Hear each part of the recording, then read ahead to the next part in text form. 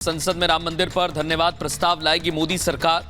राम मंदिर पर धन्यवाद प्रस्ताव के लिए पूरी तैयारी हो गई है और कल दोनों सदनों में यह प्रस्ताव लाया जाएगा। बड़ी अहम बात यह भी जान लीजिए, राम मंदिर पर दोनों सदनों में बीजेपी ने अपने सांसदों को व्हिप जारी कर दिया है। इसका सीधा मतलब यही है सृष्टि कि दोनों सदनों में बीजेपी के तमाम सांसद उपस्थित रहेंगे।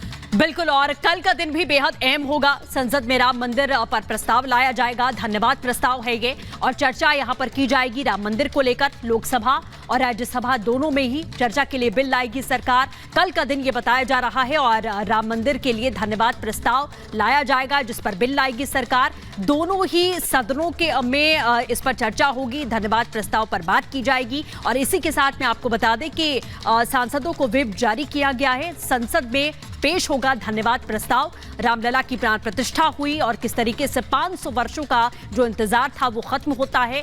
लंबे संघर्ष के बाद में, लंबे अंतराल के बाद में, एक लंबी लड़ाई के बाद में राम मंदिर का निर्माण हुआ, कानूनी लड़ाई जीतकर, और उसके बाद प्राण प्रतिष्ठा हुई। चर्चा के लिए बिल लाएगी सरकार। और ये दो तस्वीरें हम आपको दिखा रहे हैं। पहली तस्वीर है अयोध्या में रामलला की और दूसरी तस्वीर आप देख रहे हैं कल प्रस्ताव लाने की पूरी तैयारी की जा रही है।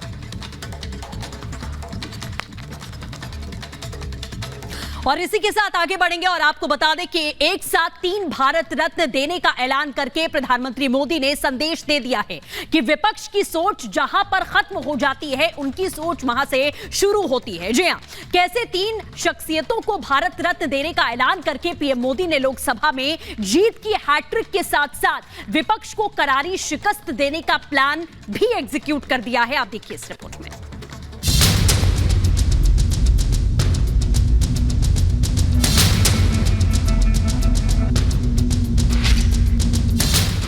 मोदी का मास्टर स्ट्रोक, INDIA का इंजन सीज, 3 हस्तियों का सम्मान, मोदी ने किया हैट्रिक का पक्का इंतजाम।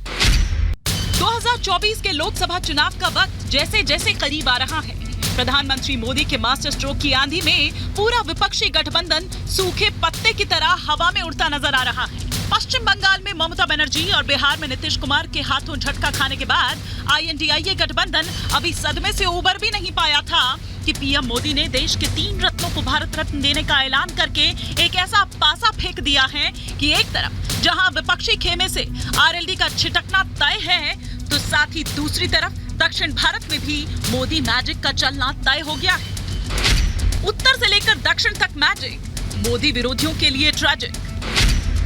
प्रधानमंत्री मोदी का ये मास्टर स्ट्रोक विपक्ष के लिए कितना बड़ा झटका है, इसका अंदाजा इसी से लगाइए कि कांग्रेस के नेता ना तो खुलकर इस फैसले की तारीफ कर पा रहे हैं और ना ही विरोध, क्योंकि उन्हें इस बात का बेहतर एहसास है कि पीएम मोदी ने सालों बाद जो फैसला लिया है, दरअसल वो कांग्रेस को पैतृक संपत्ति के तौर पर इस्तेमाल करने वाले पार्टी नेतृत्व की वो ऐतिहासिक भूल है जिसमें वो देश में आर्थिक सुधारों के जनक माने जाने वाले पूर्व प्रधानमंत्री PV नरसिम्हा राव के योगदानों को लगातार नजरअंदाज करते रहे और उनके योगदान को पार्टी के ही शीर्ष नेतृत्व ने सिरे से खारिज कर दिया। बहुत अच्छी बात है कि ये जो है भारत रत्न दिया गया PV नरसिम्हा राव जी, जिन्होंने आर्थिक सुधार सबसे ज़बरदस्त किए थे। और मुझे दुख है कि उनके साथ मनमोहन सिंह जी वित्त मंत्री थे। इन दोनों ने आर्थिक सुधार लाए जो बाद में 2004 से 14 तक लागू हुए। उसके खिलाफ श्वेत पत्र आ रहा। नरसिम्हा राव जी को भारत रत्न देने का हम स्वागत करते हैं, चौधरी चरण सिंह को भारत रत्न देने का हम स्वागत करते हैं। हैरानी की बात तो ये है कि एक तरफ INDIA गठबंधन के नेता आत्मविश्वास के अतिरेक में डूबे नजर आते हैं, वो जीत के पहले ही ख्याली पुलाव बनाते नजर आते हैं, तो दूसरी तरफ प्रधानमंत्री मोदी उन्हीं की पिच पर उन्हें लगातार पटखनी देते जा रहे हैं। खासकर RLD के INDIA गठबंधन में शामिल होने की खबरों के बीच जिस तरह से पीएम ने किसानों की आवाज बुलंद करने वाले किसान नेता और पूर्व प्रधानमंत्री चौधरी चरण सिंह को भारत रत्न सम्मान देने का ऐलान करके सभी को चौंका दिया, वो इसका जीता जागता उदाहरण है। इसका असर है कि आज इशारों इशारों में राष्ट्रीय लोकदल पार्टी के राष्ट्रीय अध्यक्ष जयंत चौधरी ने ये कह दिया कि उन्हें NDA में जाने से कोई इनकार नहीं है। ये बहुत बड़ा दिन है, मेरे लिए भावुक पल है, ये यादगार पल है, स्मरणीय है।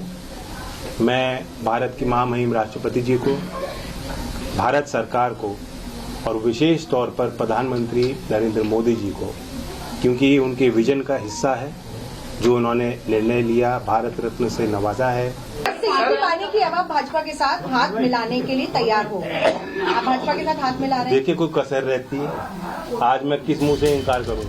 हालांकि राष्ट्रीय लोकदल के अध्यक्ष जयंत चौधरी के इस बयान के ठीक पहले तक समाजवादी पार्टी के नेता राष्ट्रीय लोकदल के INDIA में शामिल होने को लेकर बड़े बड़े दावे कर रहे थे, लेकिन जैसे ही पूर्व प्रधानमंत्री चौधरी चरण सिंह को भारत रत्न दिए जाने की घोषणा हुई, सपा अध्यक्ष बधाई देते नजर आए और उनके चेहरे पर उड़ती हवाइयां इस बात का साफ इशारा करती दिखाई दी कि अब उन्हें भी पांव के नीचे से जमीन खिसकने का अंदाजा हो चुका है। मैंने भी मांग को रखा था, कई बार रखा था, तो मांग पूरी हुई है, उसके लिए बधाई। उनको भी बधाई, नाथन जी को भी मिला है, उनको भी बधाई। बधाई। और चौधरी चरण सिंह जी के लिए मांग समाजवादियों ने भी की थी, अभी कुछ दिन पहले, आपको याद होगा। और जितने लोगों को भी भारत रत्न मिला है, मैं उनको बहुत बधाई और शुभकामनाएं देता हूँ। सर, जयंत जी से कोई बात हुई है? इधर बात नहीं हुई है, और जो बातें हो रही है वो सब अखबारों में छप रही हैं। एक साथ भारत के 3 महापुरुषों को भारत रत्न दिए जाने पर INDIA गठबंधन के नेताओं को छोड़कर पूरा देश खुश है। तमाम शख्सियतें सरकार के इस फैसले को लेकर खुशी जाहिर कर रही हैं। बेशक प्रधानमंत्री मोदी ने देश की 3 बड़ी हस्तियों को भारत रत्न दिए जाने का ऐलान करके उत्तर से लेकर दक्षिण तक देश को संदेश दे दिया है कि उनके लिए देश के अन्नदाता और देश को प्रगति पथ पर ले जाने का मुद्दा पहली प्राथमिकता है, और जो उनकी बातें करेगा देश उन्हें सम्मान भी देगा और उनकी सुध भी लेगा। जाहिर है लोकसभा चुनाव के मद्देनजर इस फैसले का बड़ा असर देखने को मिलेगा, जिसका फायदा बीजेपी को मिलना तय है, क्योंकि विपक्ष के पास ना तो पीएम मोदी के मास्टर स्ट्रोक का कोई तोड़ है और ना ही उसके गठजोड़ में कोई दम है। Bureau report, Republic Bharat.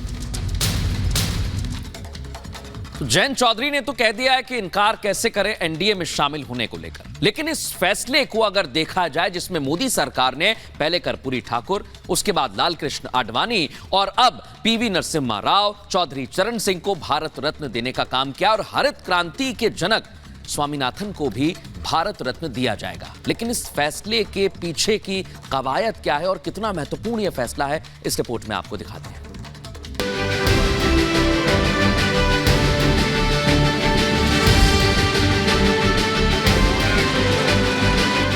देश के लोगों की लंबे समय से जो मांग थी, उसकी मोदी सरकार ने सुध ली और आखिरकार भारत रत्न के लिए 3 और नामों का ऐलान कर दिया। केंद्र सरकार ने पूर्व पीएम चौधरी चरण सिंह, नरसिम्हा राव और वैज्ञानिक MS स्वामीनाथन को भारत रत्न देने का ऐलान किया है। जैसे ही सम्मान का ऐलान हुआ, वैसे ही राज्यसभा के सभी सदस्यों ने टेबल थपथपाकर इसका स्वागत किया। प्रधानमंत्री मोदी ने सोशल मीडिया पर पोस्ट कर इसकी जानकारी दी। साथ ही चौधरी चरण सिंह, नरसिम्हा राव और MS स्वामीनाथन को ये सम्मान मिलना देश के लिए उनके अतुलनीय योगदान को समर्पित बताया। इनको तो पहले ही नवाजा जाना चाहिए था, लेकिन इसका संज्ञान पहली बार यदि किसी गवर्नमेंट ने लिया है तो मोदी जी के नेतृत्व की हमारी गवर्नमेंट ने लिया है। बराबर दलगत राजनीति से ऊपर उठकर ही हम लोग इस प्रकार के फैसले करते हैं। चौधरी चरण सिंह को भारत रत्न मिलना चाहिए।